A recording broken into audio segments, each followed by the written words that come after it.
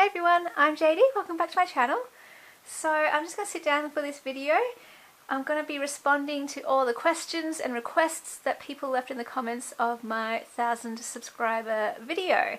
And then at the end I will announce the winners of the giveaway and the one of the sneaky giveaway, because I was rambling for so long in that video that I just kind of added on spur of the moment thing, a sneaky giveaway. So I will announce those two winners who will get one of these journals at the end. However long this takes, I'll probably go over 2 videos. So we'll just see how we go. Alright, so Giselle, sorry if I get your names wrong. I'm just reading off my mobile phone here, so I've got it here. And she says, I'd love to see a video how you use your ephemera and embellishments in your journal. So I can definitely share videos of my journals where I use my own handmade embellishments and ephemera. I think that's what you mean. If I got your question wrong or request wrong, just let me know. Or if you want more information, me to elaborate, or if I just went in a completely different direction, feel free to leave a comment just to clarify or anything. Yeah, I can either do one specifically if that's what you were after, of using my own ephemera and embellishments, or I generally just, when I make a journal, I'll be having some of my own embellishments in there anyway, which I'll share. Heavenly Imaginings says, could you please show how you deconstruct a book for using your junk journals and ways you use the pages? So I love this idea. What I'm going to do is I'm going to go to the op shop and I will buy a book to make a journal out of, and I'll show the entire process on camera, how I deconstruct it, how I make a journal out of it, and then how I use the pages in it. So that will be a fun challenge. So not everyone left a question or request, so I'm just going to skip those ones. Natalie Kate says, what sort of books do you find most useful when you are reusing finding supplies? So I love vintage books. I love using botanical books, obviously, for my botanical journals. I like using recipe books or cooking books because they make great envelopes with the recipes on them. I love using illustrated dictionary pages, sometimes children's book pages, poetry books, those kind of things. Lots of people, I won't read out every single one who said this, but lots of people asked me to share more tutorials, or said they just love seeing more tutorials and just to keep them coming.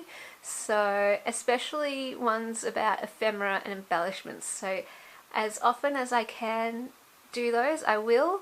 I'll keep experimenting, making my own embellishments, and share tutorials and process videos when I can for those. I do have one coming up. I just go get prepared to get all the materials ready, and then I'll share that. Lizard asks, does your work for your shop negatively affect your creative painting or otherwise? Oh, well, so I don't really paint. I'm not sure if you mean drawing, because I did used to draw. I don't draw anymore, but that's more because of my love for junk journals. And so it's not so much my shop that negatively affects my creating. It's more just the time it takes for everything. So replying to comments, filming videos, getting ready to film videos, preparing everything, to posting things on social media, and then the time that it takes to make journals and embellishments and things. So that has limited my my drawing, but I don't know that, like, I wouldn't draw anyway, is the point I'm trying to get at, is even if there wasn't all this time filming videos and putting things in Etsy, I still wouldn't be drawing because I just love making junk journals so much. Jackie and quite a few others also said they would like to see videos of me making a journal from start to finish. So I definitely want to do that, and now that I've got my new camera holder, it's a bit more sturdy, I can hopefully make my journals on this table here and bring you along for the journey. Yeah, some of these are repeats. Thank you everyone, even though I'm not reading out your name, thank you. I've got your lovely comment, and thank you so much for leaving that comment and for all your support and lovely words and everything. Oh, Bonnie and Clive, she asked a really deep question. What have been some of the things that you've seen or encountered either on your channel or someone else's that have not been so positive, and what do you think we can all do to change or stop that sort of behaviour? Alright, well, I haven't seen anything negative really, only the, thumbs downs on my videos and other people's videos. And yeah, I try not to let it get me down or anything, because it could be for whatever reason. It could be for like my camera was shaking, or the quality of the video and that's why they gave a thumbs down, or because the lighting was too dark, or because I stammered, or because I shared something they didn't like, or whatever reason like that. So I don't try not to get too caught up in that. In a previous, a previous version of myself would have been maybe devastated by that and tried to people please and that kind of thing, but I try not to give too much weight to it, just ignore it. And basically just keep doing what I love, which is share journals of my creations. How to stop or change that behaviour? Well, I kind of just go with the principle of, if you have nothing nice to say, don't say anything at all. And in general, just whatever you're going to say and put out there, just be kind. Being negative isn't going to help anything. It's not going to help a person. Like, I don't know, it's just be careful. And oh, sorry for shaking you. Be careful with your words as much as you can be. I mean, I know we can all have flippant moments and moments where we say something in hot-headed moments, I don't know, but if we can just be careful and conscious of the things we're saying and be kind. Laurie says she would like to see videos showing different ephemera and embellishments. Oh yeah, okay, so that's another one of those. Also, it'd be cool to see videos about you creating a journal from start to finish. Oh, alright, there you go. Beth Scott, I would like to see a video on how you choose your papers for your journals. Okay, so I've already shared a video on this with the Make a Junk Journal With Me series, so I'll link that below. Basically, yeah, I just have a method, a set amount of feature pages, a set amount of filler pages, and then some extra interesting pages like doilies and envelopes and bags and things. Yeah, I'll link the videos below and match it up to the particular question so you know which one to go to, I suppose. Hope that makes sense and is easy to follow. More ephemera, more start to finish. Billy Joe, I love your tutorials, whether it be making a specific kind of journal or in particular. I would love one on making different kinds of ephemera pockets and tuck spots. Oh, well, there we go. There's another one of those.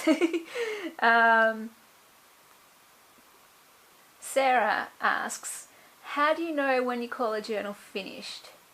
Yeah, it's kind of just subjective, really. I'll usually just have an idea of what I want to include in a journal, how I want it to look, and so I'll just keep working until I get that vision met. And I will just go through the journal, I'll turn the pages, and if I see a blank spot, I might fill it up.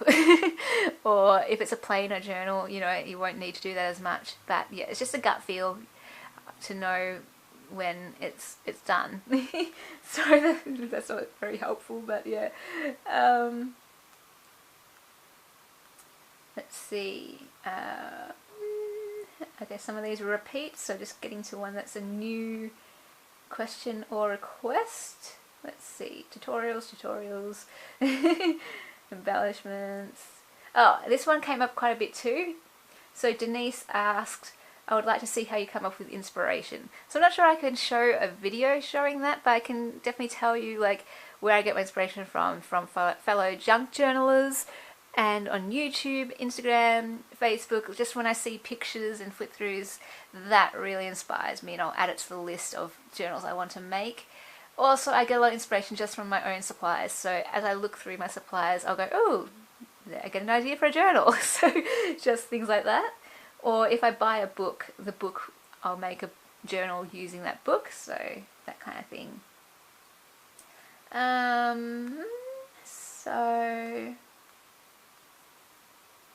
A couple of people said this, but Kathleen, I would like to see a video of you shopping at op shops or any other place you find treasures for your journals.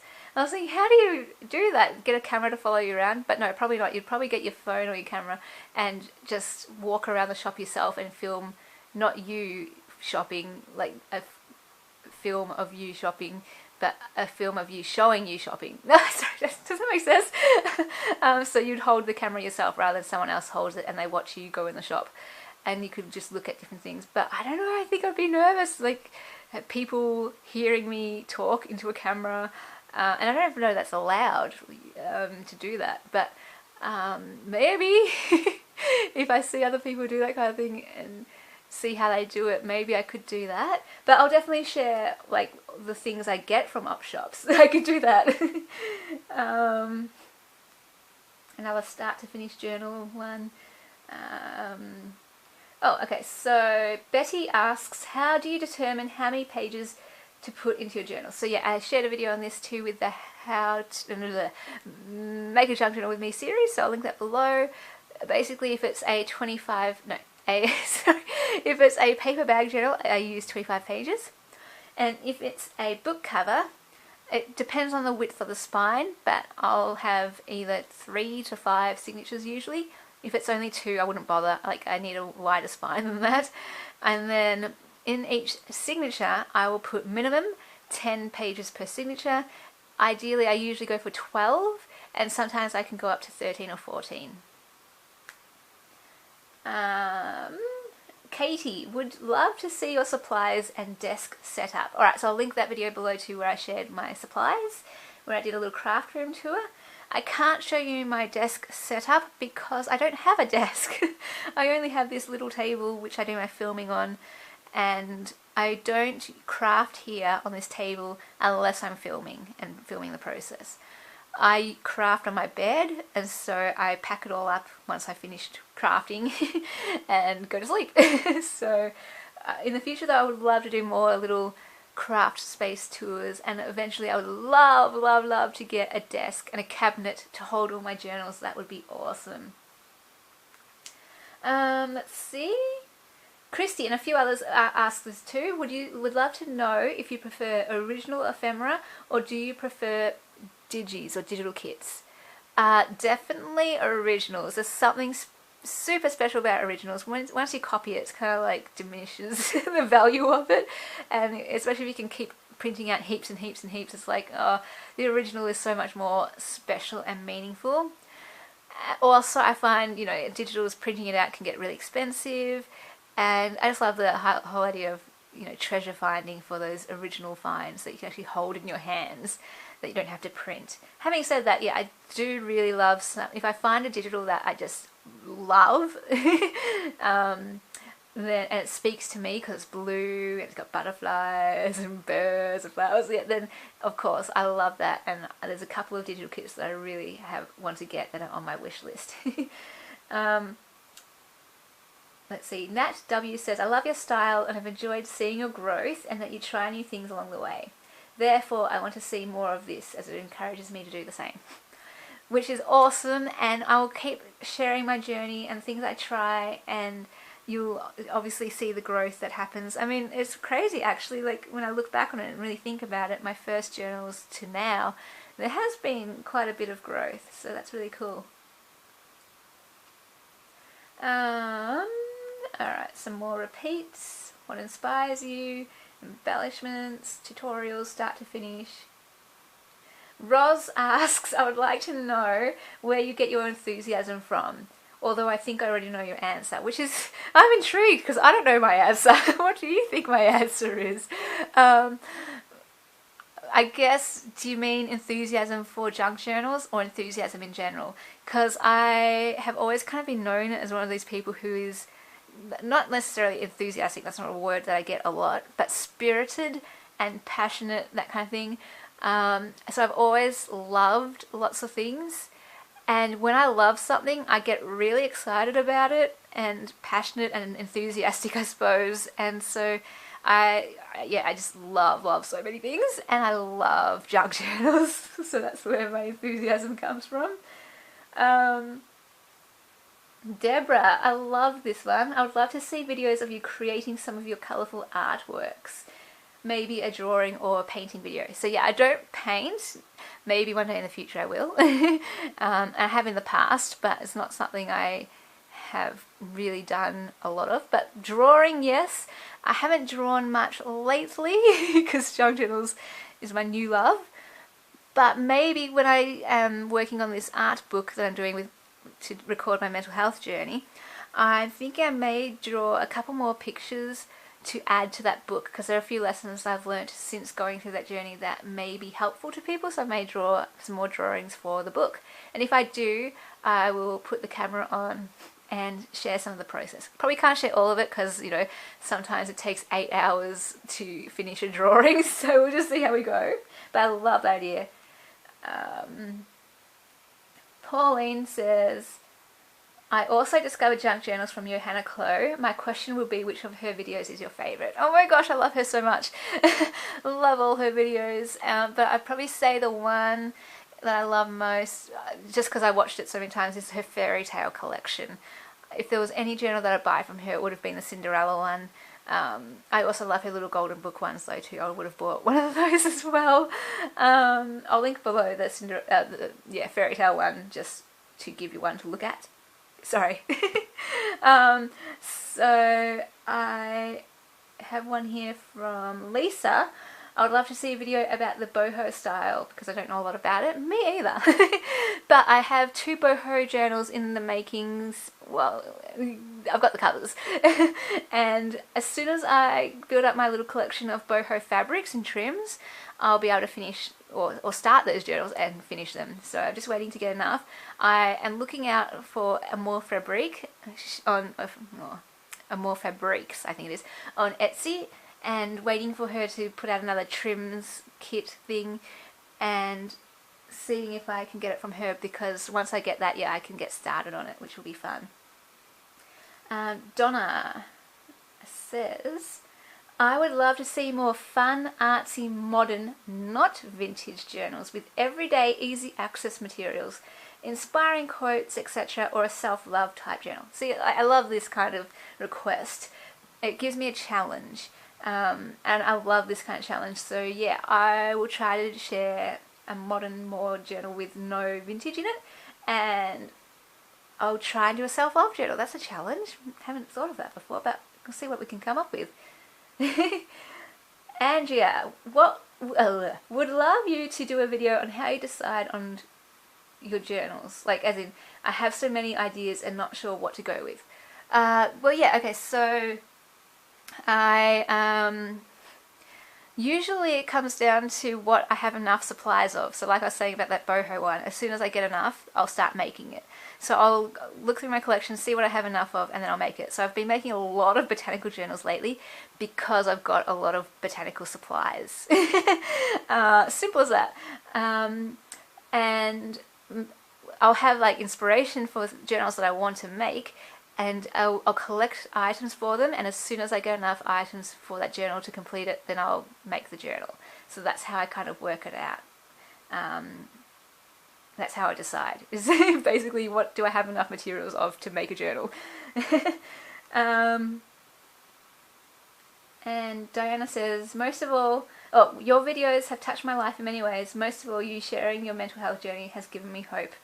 And yeah, I'll definitely share more of my mental health journey. There's one I want to do where I do a craft with me, craft and chat video, and I'll share about the other books that helped me through depression and anxiety, because I think that might be helpful as well to some people.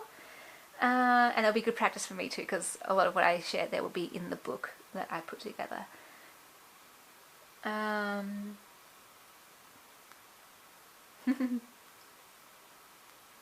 Lots of you didn't put a particular request but said things like, Mary, please continue what you are doing. I love your journals and process. So thank you to all you guys. That's such lovely comments, and so encouraging to know you like what I do.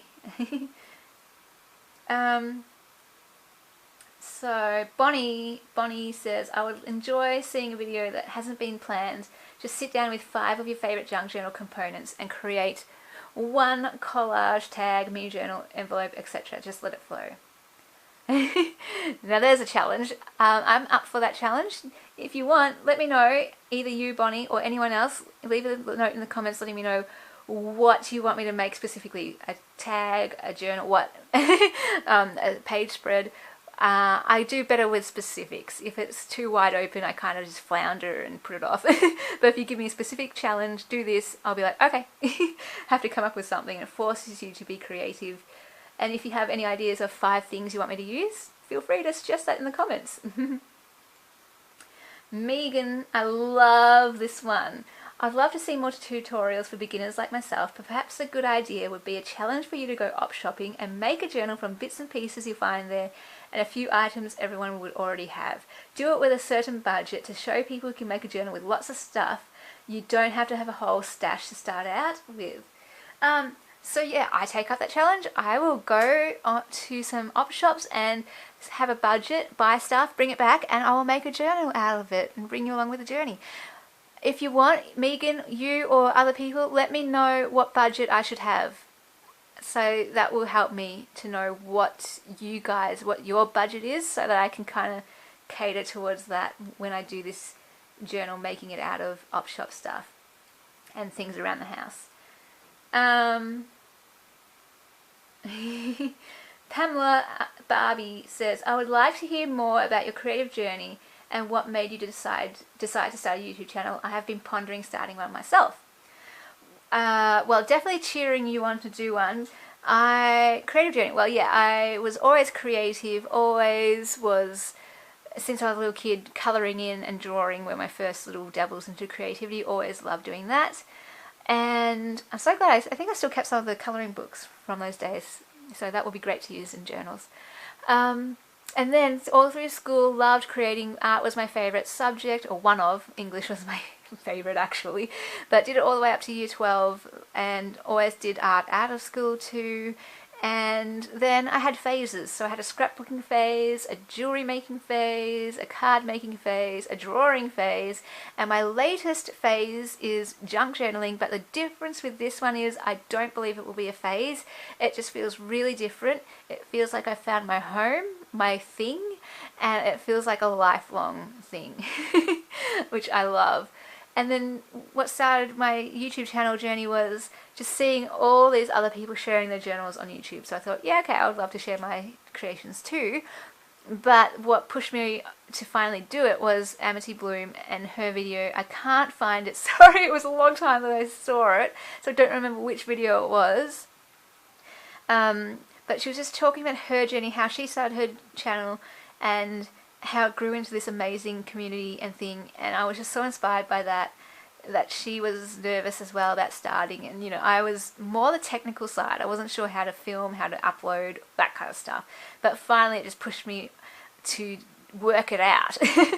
And now I also found this absolutely amazing community. Everyone's so supportive and it's absolutely amazing. It blows me away that people would like what I do enough to follow my journey and like to send me happy mails and to leave me emails telling me their life stories and sharing with me and buying my journals and cheering me on and just saying encouraging things like, oh my gosh, you guys are amazing. And that's my favorite thing about this whole journey. It's just crazy.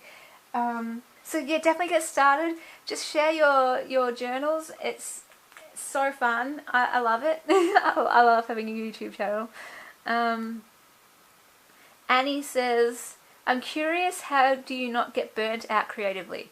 Yeah, so I can't really answer this in a way because I don't get burnt out because it's not a thing. The best way I can describe this is I am a creative person at my being, as I believe everyone is, but it's such a huge part of who I am in my life, and my lifestyle, that I can't not do it. Does that make sense? So there's no burning out, it's just what I do. It's like breathing. You can't burn out of breathing. So creating is therapeutic for me, it's enjoyable for me, I need to do it, I love to do it, I want to do it all the time. Sure, I may get burnt out on a particular project because I'm just over botanicals or something, but there's always something else to do. And that's why, I mean, like, I had my scrapbooking phase. I got burnt out with scrapbooking, but I didn't get burnt out creatively. I just changed tack and made jewelry instead. Same with junk journals. So if I am burnt out making a particular journal, I'll just make a different one or start making some embellishments. So the creativity doesn't stop, it's just in me. I hope that makes sense, it was helpful. Let's see, so Pam said would love to see a video of me doing a trip op shopping as well, and maybe a day in the life of JD. I'm not sure how I would be able to film a video like that. If you have any ideas, let me know. I'm not the most technical with filming and camera setup and all that, but yeah, if you guys want that, I can definitely see about working out how to do these kind of things. Dorothy, I think my main problem is lack of confidence, as I have never considered myself to be creative. Did you ever have doubts when you started, and how did you overcome your doubts? Alright, so this comes back to creativity and my beliefs around creativity as well. And I'm not sure I'm going to explain this right, but I feel like, yeah, we are creative people at our core, and even if you don't believe that in yourself, you are creative.